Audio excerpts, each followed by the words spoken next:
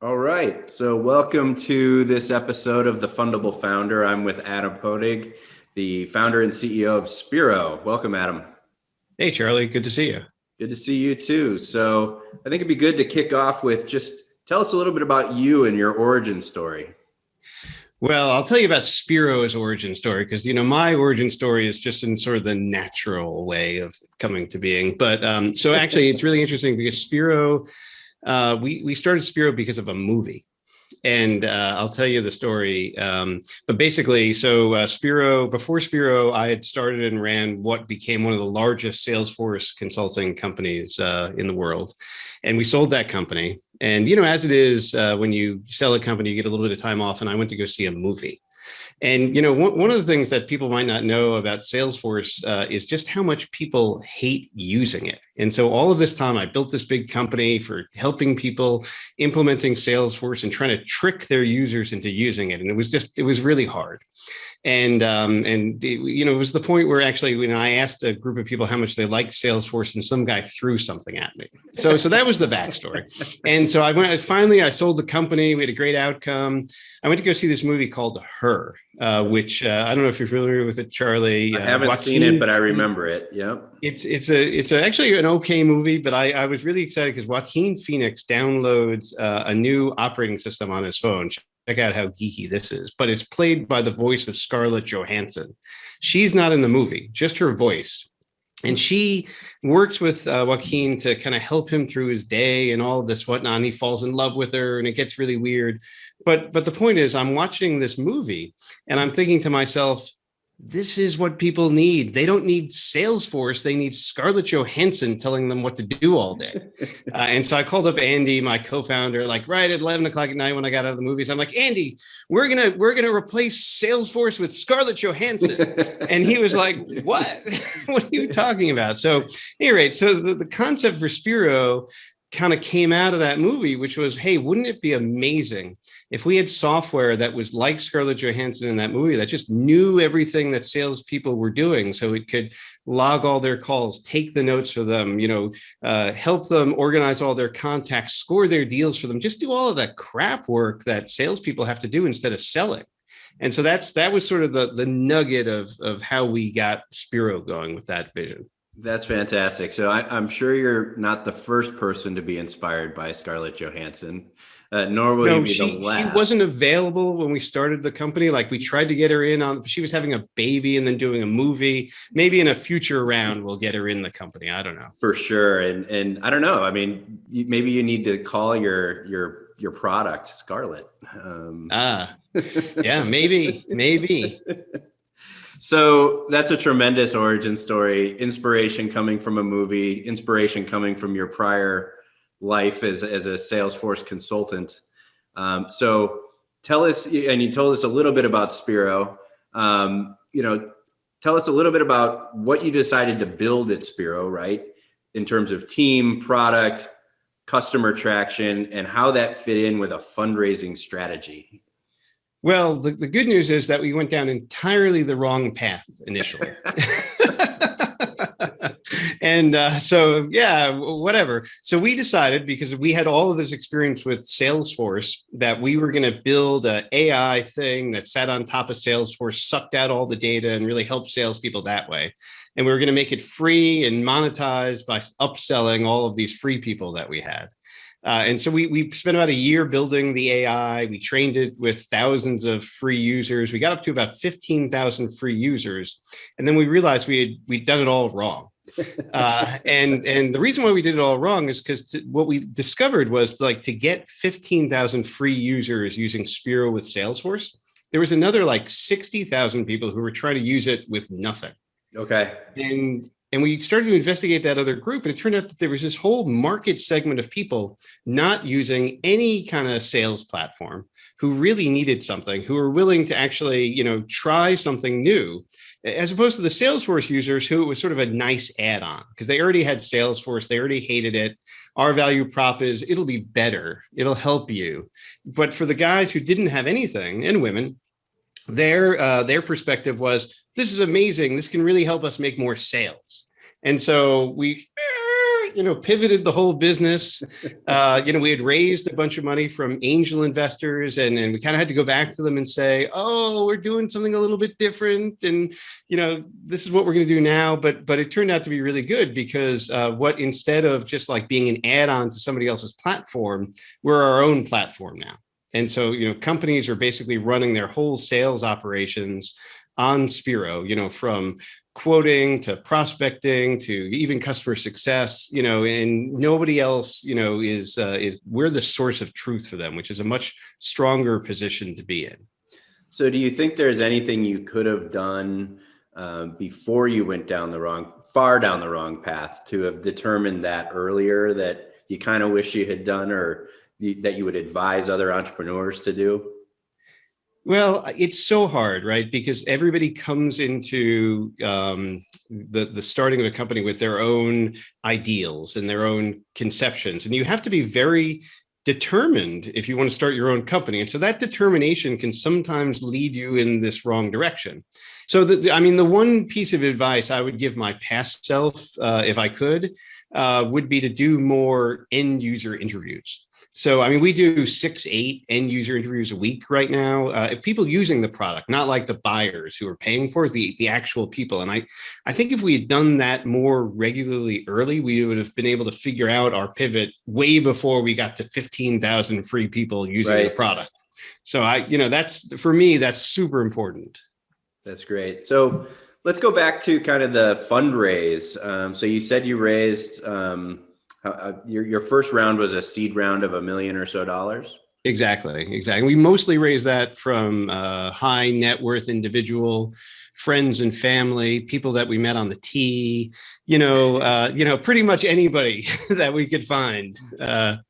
And so, when you were pitching your business, what were kind of some of the key things that you did that you think helped you successfully raise that friends and family round? And then we'll get into a little bit of raising the more institutional round. Yeah. So we, what we did was we built a prototype, and not anything technical at all. Like we drew the screens, we pasted them into a demo using InVision, and we went around and said, hey, Scarlett Johansson is going to tell salespeople what to do all day. And people were like, wow, that's amazing. We were like, and if you only give us $50,000, it would really help us, And so we met with like hundreds of people to do that, and eventually kind of connected with people who were interested in helping us to that vision. A lot of people saw the promise, and so I think that was really helpful. Of course, getting there is always the challenge. But so for you, it was almost like a one-on-one Kickstarter campaign, right? Absolutely. And I was very fortunate because having so Spiro is my third company, so I knew a lot of people. Was really helpful. But I think just people angel investors, they really want to hear stories. They really want to hear the ideas that people have. That's why they're angel investors. Right. So they're really not that hard to get a hold of. So I would just cold email people, ask for introductions, hit people up on LinkedIn. I have no fear of doing that. And people like that. That's why they do these things. It's not hard to find lists of angel groups or people who do this kind of investing. Yeah, no, that's great advice.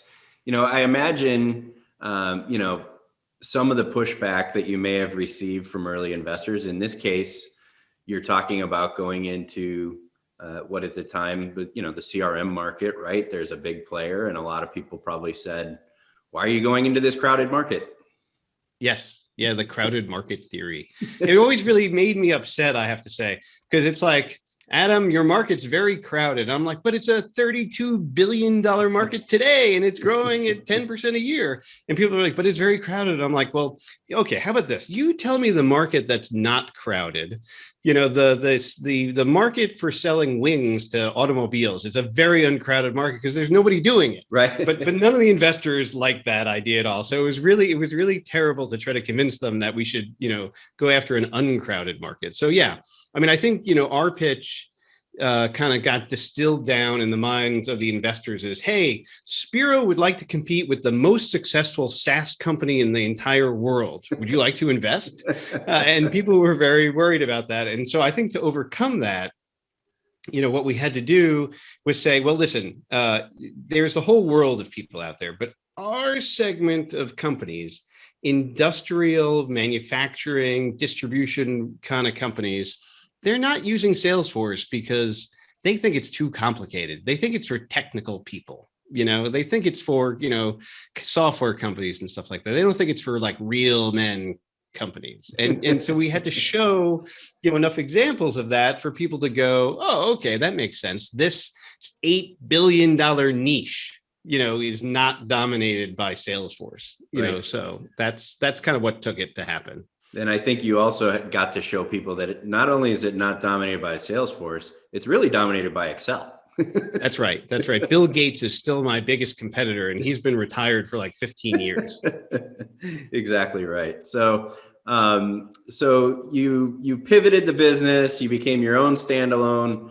So let's talk about that fundraise, because it's almost like a new fundraise, right? You're totally going out and pitching the business, and now you have to also talk about what lessons learned and how it's going to be different the next time. And so yes. What was that fundraise like, and any lessons learned there or pieces of advice you can share with people? Well, I think going from, getting individual angels to invest, who we mostly had some sort of knowledge of or connection to. Like the first $1 million, I think we knew everybody, or at least they were friends with our friends kind of thing. And then we went to go pitch Mass Ventures and other funds. And suddenly, like, you didn't know us at all. Like, we were just some guys who came in for a meeting. And that the level of difficulty in that was way higher than like getting somebody you knew well to give you some money kind of thing. And I don't think we really understood that at first. And so we were still on the, hey, everything's great, people like us, it'll happen kind of thing. Right. And I think it took us a long time to really sharpen the story well enough to get to the point.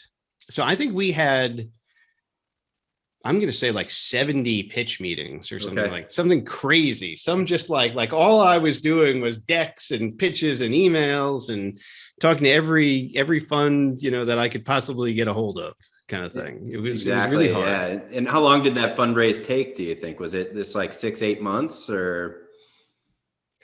It was such a painful thing. I kind of blacked it out a little bit, but I think it was like 6-8 months. And I think we kind of ran the seed funding that we had done pretty low, before we got it to close. And I think, this is another thing that really surprised me as well, because sometimes it's really hard to fundraise when you don't immediately need the money. It's only kind of when you're on the verge of running out of money do things really kind of come together, because everybody's got other priorities. So they don't need to do it right now. So they don't, so don't be afraid, I guess, to run it all the way down to the end, because that's when it happens. And that same is true for companies that have raised Series A, B, C. Often they're raising that next round as things are running dry internally. So that's a skill set you got to learn early on as an entrepreneur. Right. But I think you brought up a good point, right? So your angel investors invested in you because they knew you, they trusted you. Mm-hmm. And your seed stage investors needed to build that trust with them and show them that you could execute on, you and your team could execute on this vision, and you knew what you're talking about. And that's so much of what the fundraise at the seed stage is about. Yeah, for sure. And yet we still invested in you. I know it was a big mistake. I'm sure it'll come to haunt you. Were there any people along the way, advisors, mentors, accelerators, books you read that really gave you a lot of advice and valuable input to be successful? Well, we spent a lot of time with Eric Paley at the Founder Collective, and they didn't wind up investing in Spiro. And I feel like, looking back on everything that Eric was coaching us to do, we should have listened better. Right.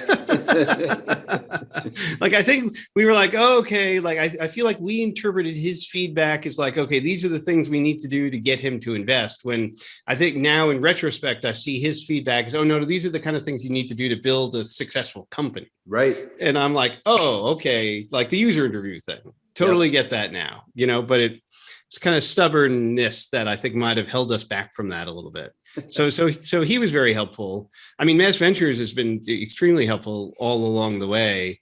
Really, the first term sheet that we got from people we didn't know was the Geekdom Fund. That's right. Of San Antonio, Texas, which not many people in the Boston area had heard of at the time. And we were introduced to the Geekdom Fund through Rob May, who's another AI entrepreneur. We know, and Rob's been super helpful too, by the way. So Rob introduced us to the Geekdom Fund. Actually, I just got this inbound email from the Geekdom Fund, like, Rob thinks we should talk. And I didn't know what Rob it was or anything. So I was like, oh, all right, we'll talk. And I wound up, and I think this is really important. So, I wound up going down to San Antonio for the day and spending a day with the Geekdom Fund team. From my background's in sales, so I always want like FaceTime with people. That's how you really, but what it really was also about was getting to know kind of what their expectations were and how they like to work. And in a way that, an investor, a lead investor, is going to be a new set of in-laws that you could get, right? And you need to get to know them before you're like, yes, come move in with me. And that was really helpful. So we spent a bunch of time together. I wound up, meeting a bunch of their limited partners as well. And I think they got very comfortable with Spiro as a result of that. But it also really helped me kind of know who they are as well. No, that's important. And it's, I always advise entrepreneurs to really understand the VCs and how they operate, because you're getting into a very long-term relationship, and it's likely to be a rocky relationship, even from the outset, right? So there is no honeymoon period when you raise money. Typically, oftentimes, the next month it's, oh, we didn't hit our sales goals, and this person quit the team, and so you got to be in a relationship with somebody who wants to work through those issues with you. So it's important to do that. It's really hard. And, like the VCs, they've got their own language, and that also really took us a long time to figure out. Like, I remember we went for a meeting with Scott Johnson over at New Atlantic Partners, and Scott was super helpful when we were getting started too. I think he's at Blitzscaling Ventures or some different fund now. But at any rate, Scott and I go back a long time, and he was like, "Where's your cohort analysis?" And we were like, "I don't even know what a cohort is." Right. Like, we had no idea what those things were. What's your LTV to CAC, right? And maybe everybody who's watching the video knows what all these things are, but the only reason we learned them is because we showed up at somebody's office and they asked us, and we were like, 4, or we didn't know what. Sorry about the dog's upset about that story. So I know your dog insists on a much higher LTV to CAC ratio. That's right. So. And I'll tell you a little dirty secret from the venture side of the table is we don't always know what the entrepreneurs are talking about either, right? So if you see me writing in my notebook, I'm typically writing down a word or an acronym that I'm going to go look up later just to educate myself. So it's hard to keep track of these things in this world, but yeah, it's great. So we're just at the end of our time here. I don't know, is there any other parting words of wisdom that you have for aspiring entrepreneurs out there?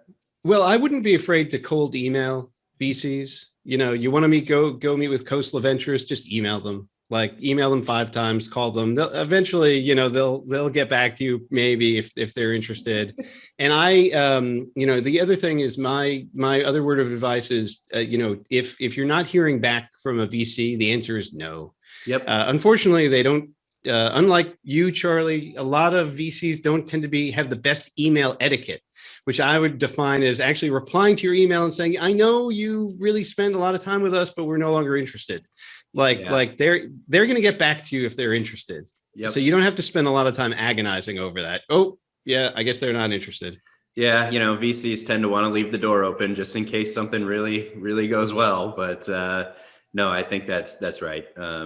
If you don't hear anything, it's probably not good news. So, So I like to finish by asking, how would you describe yourself in one word?